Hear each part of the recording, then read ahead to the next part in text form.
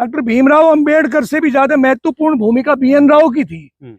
इन्हीं के साथ क्यों झगड़ा है? इन्होंने उबलती चाट रखी, इनके दिमाग में फतूर है। विपिन भाई, जैसा करेंगे वैसा लेंगे, जो दोगे वो लोगे। नमस्कार, स्वागत है आप सभी का हिंदुस्तान 24 पर और मैं आप सबके साथ विपिन चौधरी। ग्वालियर हाई कोर्ट में बाबा साहब डॉक्टर भीमराव अंबेडकर की मूर्ति का मामला इस समय पूरे देश में सुर्खियों में है। कुछ लोग हाई कोर्ट में बाबा साहब डॉक्टर भीमराव अंबेडकर की मूर्ति लगाना चाहते हैं, जबकि कुछ लोग उसका विरोध कर रहे हैं। अब इस विरोध में एक बात निकलकर सामने आई है, खासकर जो स्वर्ण समाज के लोग हैं उनका कहना यह है कि संविधान निर्माता बाबा साहब डॉक्टर भीमराव अंबेडकर नहीं बल्कि BN राव थे। सोचने वाली बात यह है कि अब पिछले कुछ दिनों से इस तरीके की बातें निकलकर सामने आ रही हैं, तो स्वर्ण समाज के लोग पहले कहाँ थे? आज बातचीत करने के लिए हमारे साथ उग्र सिंह चौहान जी हैं, जो स्वर्ण समाज से हैं। उग्र सिंह जी, सबसे पहले तो हिंदुस्तान 24 पर मैं आपका बहुत बहुत स्वागत करता हूं। नमस्कार भाई साहब, नमस्कार। ग्वालियर हाई कोर्ट में बाबा साहब डॉक्टर भीमराव अंबेडकर की मूर्ति स्थापना होनी चाहिए या नहीं? किसी भी आदमी का, किसी भी बड़े आदमी का सम्मान उसके बच्चों के हाथ में हो, उसके वंशजों के हाथ में हो। अब तक राजपूत समाज ने या स्वर्ण समाज ने अंबेडकर जी को माना, और इन्हीं लोगों ने पढ़ाया भी, छात्रवृत्ति भी दी, सब कुछ दी, अपना सब कुछ लौटा भी दिया इनके ऊपर। राज दिए, भारत एकीकरण के लिए अपने सारे राज इन्हें दे दिए, अपने प्रिवी पर्स छोड़ दिया राजाओं महाराजाओं ने। उसके बाद में जमीन दे दी गई, सीलिंग में 2-2 बार सीलिंग में जमीन गई, उसमें भी पेट नहीं भरा तो हमने अपना आरक्षण दे दिया। आरक्षण क्या है? अपनी नौकरियां दे दी। जो अधिकार हमारा था वो सारे का सारा अधिकार हमने इन लोगों को दे दिया, और उसके बावजूद भी हम गाली खाएंगे सुबह से शाम तक। यही काम रह गए, गाली ये लोग दे रहे हैं ना। इन्होंने ये तो नहीं पता कि अंबेडकर के साथ में हमारा भी तो योगदान रहा होगा। 100 से भी ज्यादा लोग बाग संविधान समिति के लोग बाग थे जिन्होंने संविधान की रचना की थी। करीब 15-16 तो उसमें महिलाएं भी थी, और बड़े बड़े विद्वान लोग थे, ज्यादातर स्वर्ण जाति के लोग बाग थे जिन्होंने उस संविधान को लिखा था। डॉक्टर भीमराव अंबेडकर से भी ज्यादा महत्वपूर्ण भूमिका BN राव की थी, और उनसे भी ज्यादा महत्वपूर्ण भूमिका जिन्होंने कच्चा एक लिखा था संविधान अपने हाथ से, जिसमें 6 महीने लगे थे, वो थे कृष्ण बिहारी नारायण रायजादा। उन्होंने संविधान को अपने हाथ से लिखा, 6 महीने लगे उस आदमी को लिखने में। 300-350 के करीब तो निब घिसे, 350 के करीब उसमें निब घिसे, और उसके बावजूद भी 1 भी रुपया उस आदमी ने लिया। उनके नाम को आपने साइलेंट कर दिया, और सुबह से शाम तक आप स्वर्ण जाति के लोगों को गाली देते रहेंगे, तो फिर लगेगी कैसे प्रतिमा? यही तो वे लोग बाग हैं। अंबेडकर जी की प्रतिमा को हम लोगों ने स्वीकार किया, और इन्होंने फिर अंबेडकर जी को अपने तक मान के सारे का सारा भाई हमारा ही था, जो भी कुछ था हमारा देश है, हमारा ये है, हम ही करने वाले हैं, हम मूल हैं यहाँ के। स्वर्णों को तो इन्होंने विदेशी बता दिया। हम लोगों को जब ये विदेशी बता रहे हैं, बार बार ये कह रहे हैं कि ये तो भारतीय नहीं है, विदेशी मूल के हैं, ये जाओ तो हमें ये तो बता दें हम कहाँ से आए थे, और ये फिर यहाँ के है, तो फिर भाई मूर्ति कैसे लगेंगी? इसका तो विरोध फिर सुनिश्चित है। अपने पूर्वजों का जब इन्हें ध्यान नहीं है, ये भी उनका मान सम्मान ये करवा नहीं सकते किसी से भी, तो फिर कौन मान सम्मान करेगा इनका? तो आप लोगों को विदेशी कहना शुरू कर दिया, इसलिए आपने विरोध करना शुरू कर दिया। स्वाभाविक है भाई, क्रिया की प्रतिक्रिया होगी। मुझे ये बताओ, अगर मैं आपको राम राम करूंगा या नमस्ते करूंगा तो आप क्या मुझे गाली दोगे?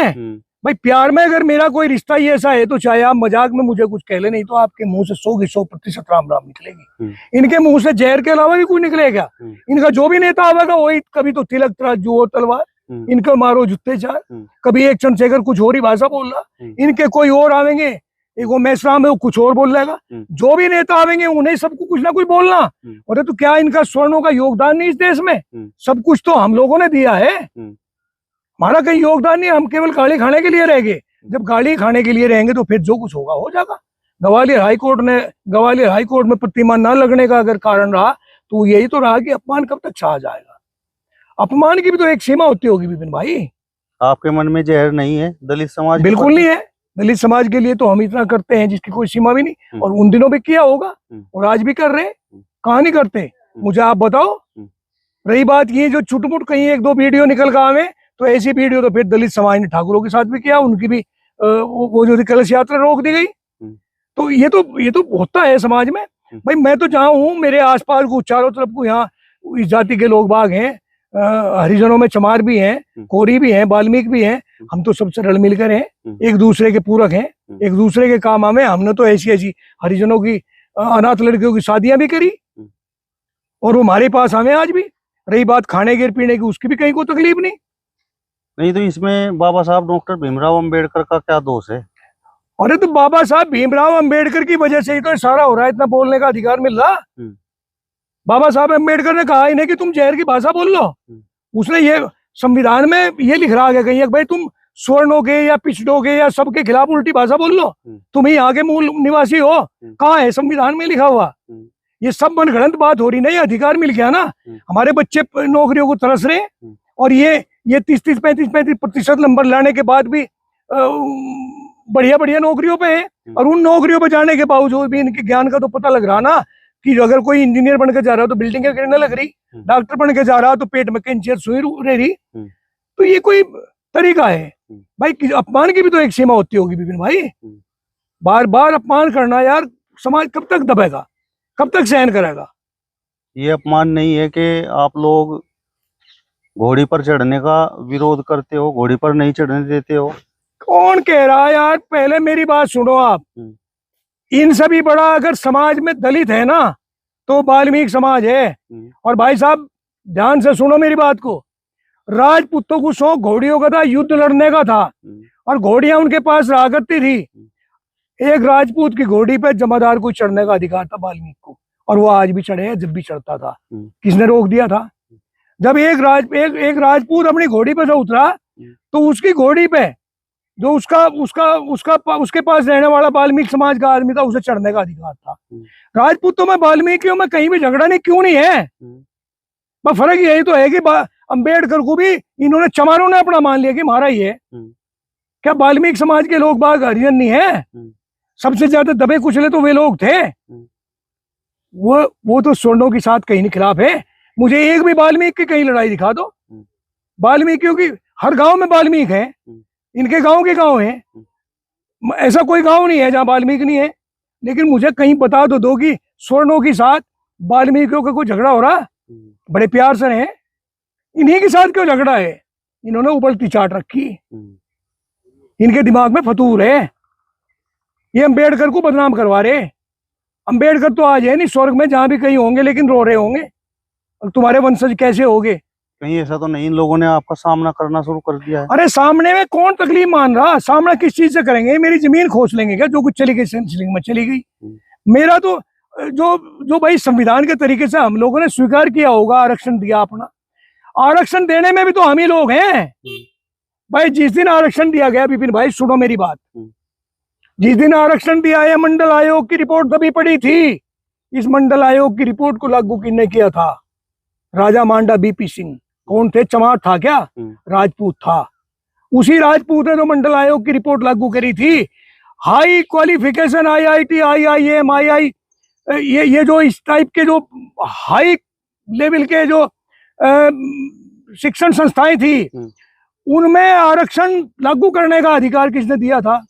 वो दिया था ठाकुर अर्जुन सिंह ने, जो बिहार मध्य प्रदेश के रहने वाले थे। वो कौन थे? वो भी राजपूत थे। यार हम लोग बाग सब कुछ अपने बच्चों का गला काट काट के इन लोगों को दे रहे ही नहीं। इतनी शर्म नहीं है?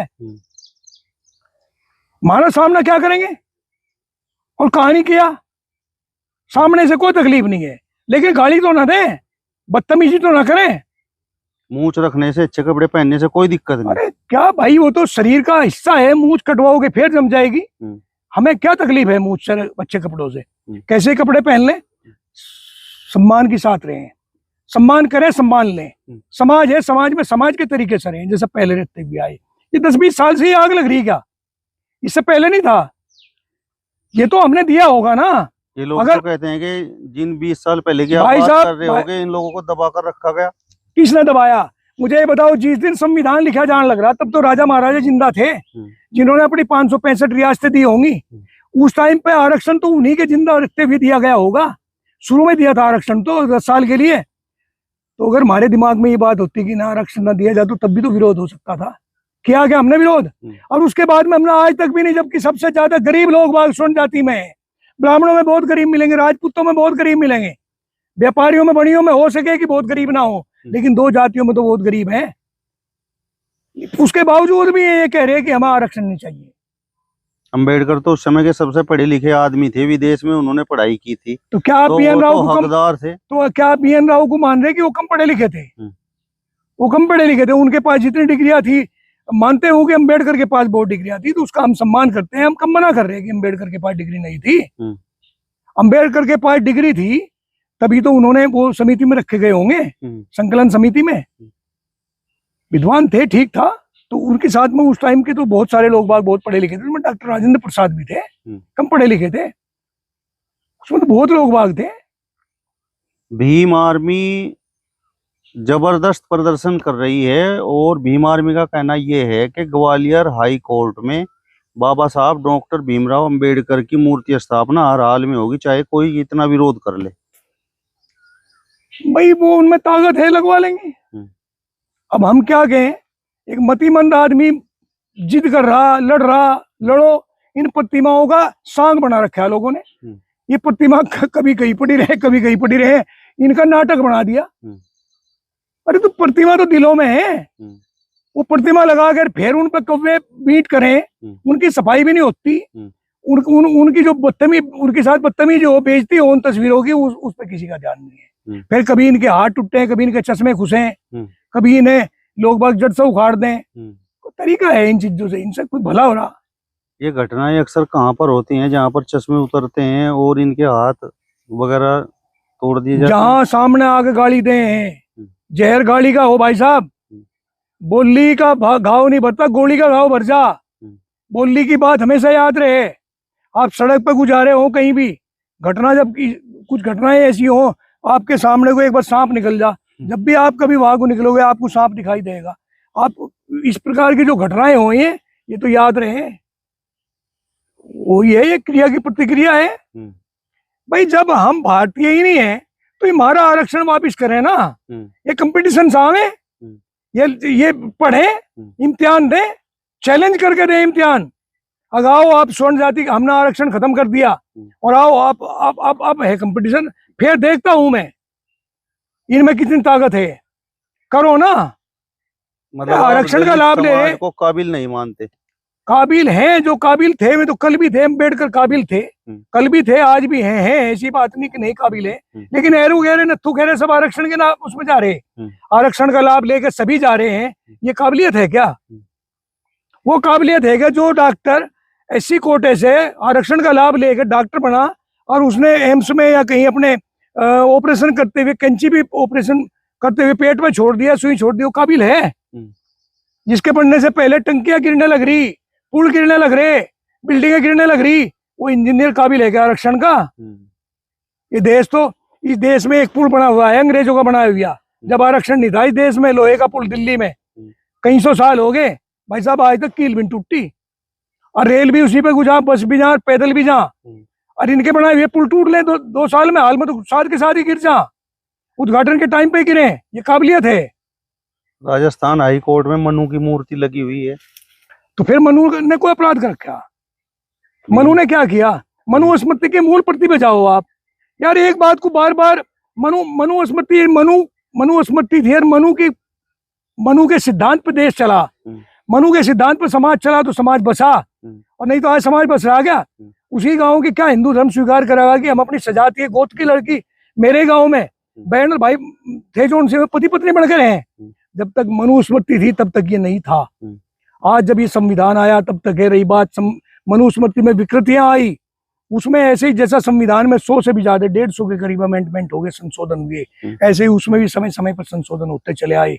नहीं तो मूल प्रति तो बहुत बढ़िया है। मूल को पढ़े तो आज की पढ़ रहे। तो आप मनुवाद के समर्थक हैं? बिल्कुल हूँ मैं। आपने इस चीज के समर्थक हैं क्या? भाई लड़की भाग रही, गांव का लड़का ही उसी का भाई, बुआ को लेकर भाग रहा है, बहन को लेकर भाग रहा है। पारिवारिक यार गोती तो हुआ करते थे जो बचाए जहाँ थे। जातियां तो मिले थी आपस में, जाति हो चाहे गैर जाति हो। चलो मैं गैर जाति के भी पक्ष में नहीं हूँ।